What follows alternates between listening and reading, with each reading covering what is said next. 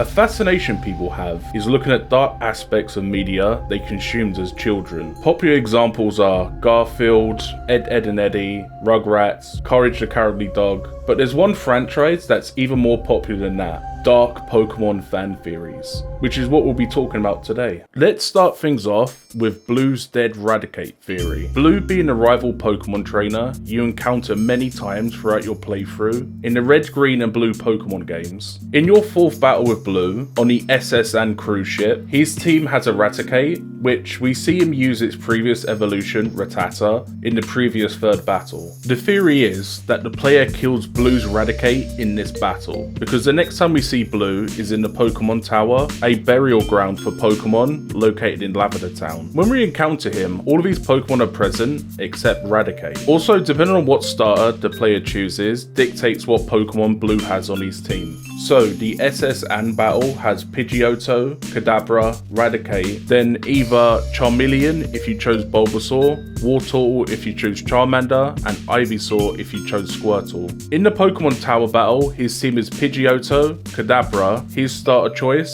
then either Execute, Gyarados or Growlithe, depending on his starter and what option will cover the most ground synergy-wise. But no Raticate there, which is also strange considering he only has 5 Pokemon chosen from a max of 6 on his person. People also said that during the encounter with Blue at Pokemon Tower, he seems very depressed and gloomy from his dialogue. Now, unfortunately for people who believe in this theory, there's a lot of holes in it. Thanks to Bulbapedia or bulbagarden.net, we can see all of Blue's quotes or dialogue. Upon defeating Blue on the SS Anne, he states, at least you're raising your Pokemon. Then directly after the battle, he states that, I heard there was a cut master on board, but he was just a seasick old man. Cut itself is really useful, you should go and see him. Smell ya. These excerpts don't indicate anything is wrong with Raticate or showing Blue being concerned. You may be thinking, well, maybe it was a little after the battle and Blue didn't realize anything was wrong at first. At the Pokemon Tower, the next time we encounter him, he states before the battle, hey, player name, what brings you here? Your Pokemon don't look dead.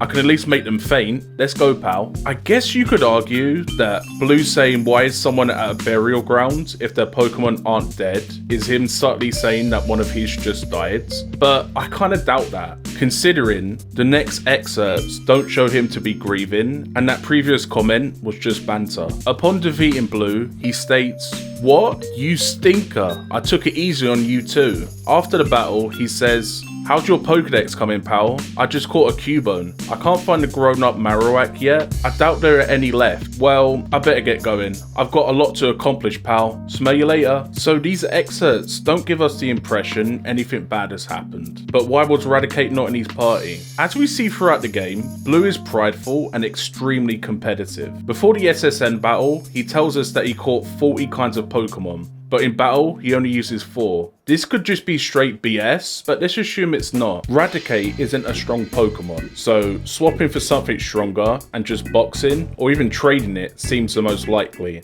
This being the in-world reason, and even gameplay-wise, as strong Pokemon would challenge the player better, which, in all honesty, probably is the reason for benching or trading Raticate. Cool theory, but nah. Next up is the Ditto is a failed Mew clone theory. Scientists for years were trying to make a clone of the mythical Pokemon Mew. Eventually, they managed to create the Pokemon Mewtwo, but the theory here is that on their way to finally making Mewtwo, there were unsuccessful science experiments, those being the Pokemon Ditto. Some of the reasoning is that both weigh 4 kilograms or 8.8 pounds, very close height, 0.4 meters, 1 foot 4 inches, this being for Mew, and 0.3 meters, or 1 foot for Ditto, both being classed as genderless, and the strongest similarity here is that both Pokemon learn the move Transform. Also, they are the only 2 Pokemon that can learn this move, at least for making this video, with Pokemon Scarlet Violet Legend ZA as the current tier games. Another point is that Ditto appears in both places that are significant to Mew and Mewtwo. The Pokemon Mansion, where it's implied Mewtwo was created. It's unknown if Mew was captured and stored ignored here, or they just took a sample of its DNA to create Mewtwo. The other location is Cerulean Cave,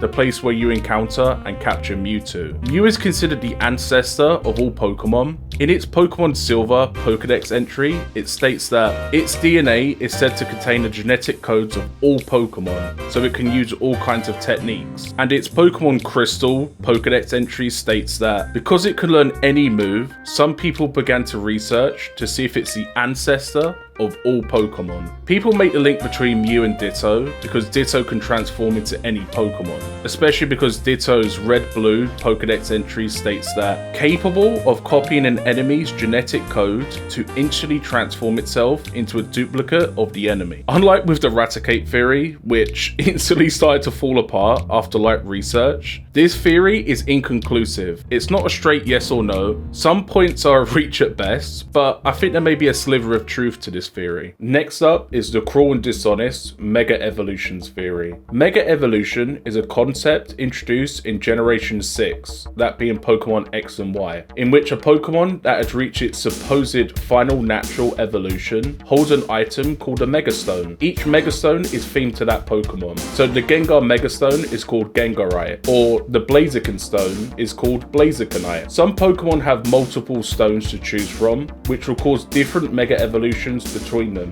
such as Charizard having Charizardite X, causing him to transform into Mega Charizard X, and Charizardite Y, leading him to transform into Mega Charizard Y. Man, some of these words are pretty tricky. That took me a lot of attempts to properly say that, sorry. These new evolutions aren't permanent like natural evolutions. They revert back to their natural form when they faint or the battle is over. In some games, it's a bit different, such as requirements and Mega Form duration, but this is generally how it works. Holding a Megastone isn't all that is required for the transformation. The trainer or the player character needs to hold a special item called a Keystone. The trainer also needs to have a strong bond with that Pokemon for the Mega Evolution to happen. In their new Mega form, they are dramatically stronger than their natural form and look considerably cooler. So the theory that's technically true and not at the same time is that Mega Evolutions are incredibly traumatic and painful for the Pokemon, and the high trust friendship is kind of a lie. Let me show you what I mean. I'm going to list some Mega Evolutions Pokedex entries to give you an idea. In Mega Aerodactyl's Pokemon Moon entry,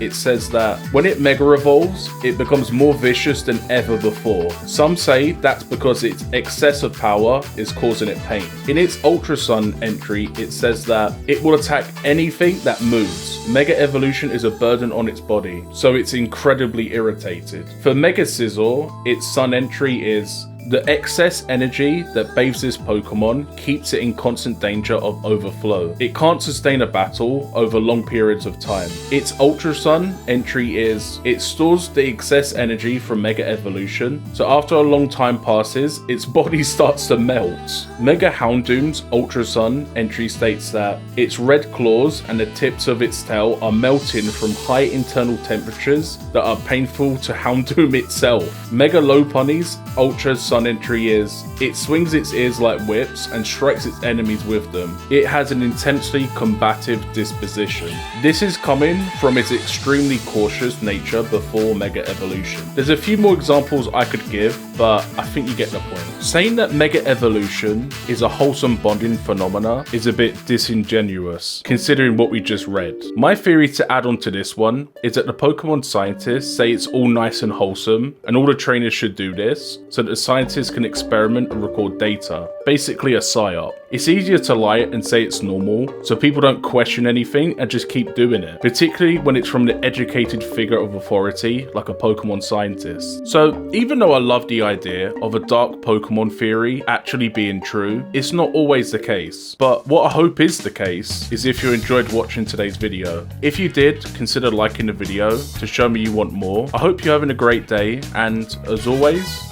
until next time.